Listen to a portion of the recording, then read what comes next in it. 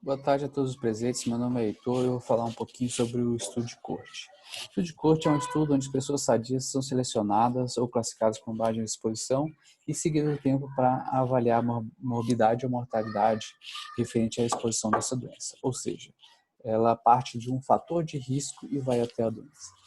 Então, selecionamos uma população, vemos os elegíveis e os não elegíveis, pegamos essa amostra, classificamos entre os expostos, a condição X e os não expostos, e seguimos e vemos se vai ter caso ou não caso. Ela serve para monitorizar a incidência da doença, identificar os determinantes da ocorrência da doença, monitorizar a sobrevida e os fatores associados à sua progressão. Então, vou dar um exemplo, a associação entre hipertensão e risco de infarto miocárdio nos idosos em Goiânia. Então, pegamos aqueles que são elegíveis, pegamos a amostra, os não elegíveis, exemplo, quero excluir um fator de confusão que seria o AVC, então idosos com AVC seriam não elegíveis. Pegamos os elegíveis, idosos de 65 a 80 anos, classificamos aqueles que têm hipertensão, aqueles que não são hipertensos e seguimos 5 anos, verificamos presença ou não de infarto. É um estudo que a exposição não está sob controle do pesquisador, ou seja, não controla se tem hipertensão ou não. A duração deve ser longa o suficiente, que, por exemplo, algumas doenças mais crônicas demoram anos a décadas. Se você pegar uma pessoa de 30 anos hipertensa, vai demorar 50 anos até que ela atinja o infarto. Então, tem que ser uma duração mais longa, se agudos é mais curto. E considerar o tempo de indução, você tem que ver antes o tanto de tempo de segmento que você vai fazer. A medida de associação à razão de risco, que é a razão de incidências, incidências do evento no expostos ou não expostos, trouxe um exemplo aqui, nos expostos é de 25%, não expostos 10%, então fica 2,5 vezes, ou seja, o risco de expostos é 2,5 vezes o risco de não expostos de adquirir essa doença. Também o risco atribuível, que é a diferença dos riscos.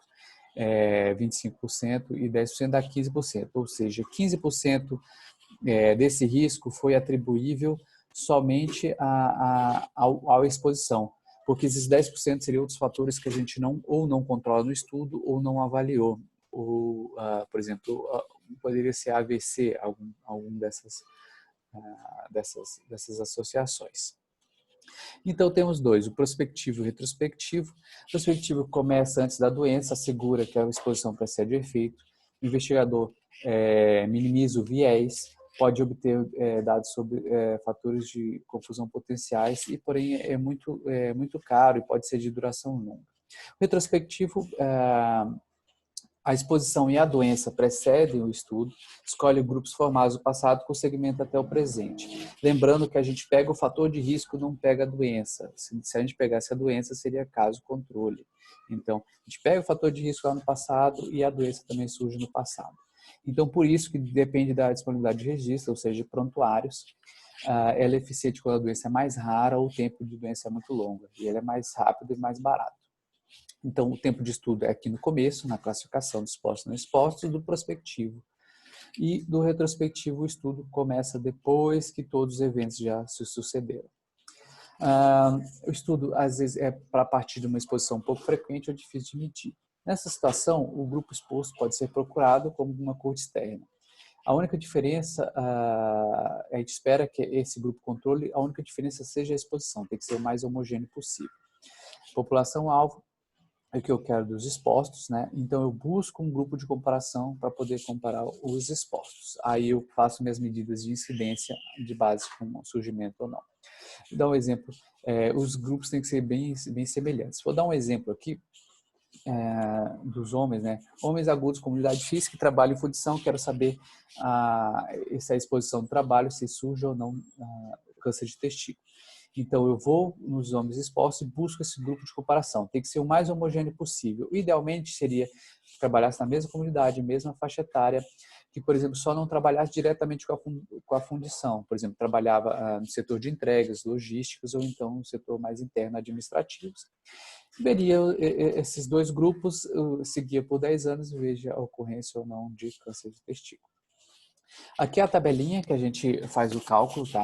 A gente vê a incidência dos homens expostos 80, aqueles que tiveram, sobre o total, daria 10%, homens não expostos 15%. 15 tiveram, total de 1.500, então 1%, então o risco relativo é 10, ou seja, quem trabalha na fundição teve o risco 10 vezes maior de ter câncer do testículo que quem não trabalhou. Vamos aos vieses. Vieses são erros que são os praticados durante o estudo, nas diversas fases. O de seleção, ele é durante a seleção, o monitoramento da população do estudo. Ou seja, viés voluntário de referenciamento, por exemplo, eu estou buscando homens que trabalham em fundição. Porque, às vezes, um médico sabe que eu estou pesquisando e me referencia um homem que ele está com algum sintoma. Então, ou seja, referenciamento, ou seja, é um paciente um pouco que às vezes tende a ter esse câncer de testículo. Ou então perdas durante o segmento.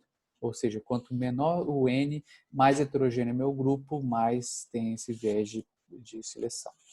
O de informação são erros medidos durante a exposição dos eventos ou outras variáveis. Por exemplo, erro do observador, dos participantes. Às vezes o participante memora melhor que a outra, já teve um treinamento prévio, fadiga.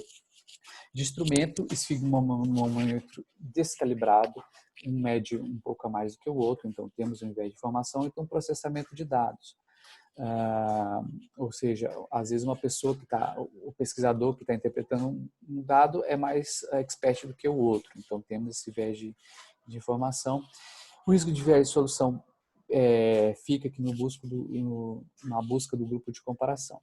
Esse segmento é a principal fonte de viés, justamente que eu já disse anteriormente, que o nosso N baixa e a população, em vez de ficar mais homogênea, fica mais heterogênea.